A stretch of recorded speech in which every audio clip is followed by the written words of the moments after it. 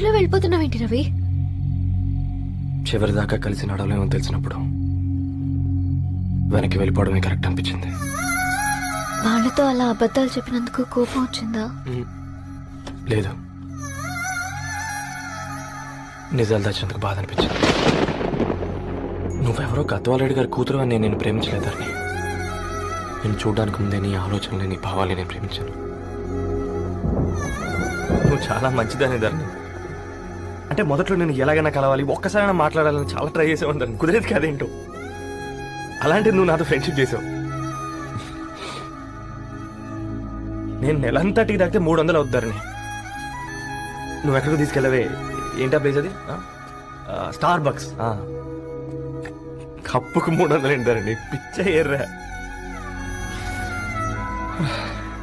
ఈ చుట్టూ మా వీధిలో కట్ చేస్తే 50. నువ్వు తీసుకెళ్ళిన కుక్కర్లో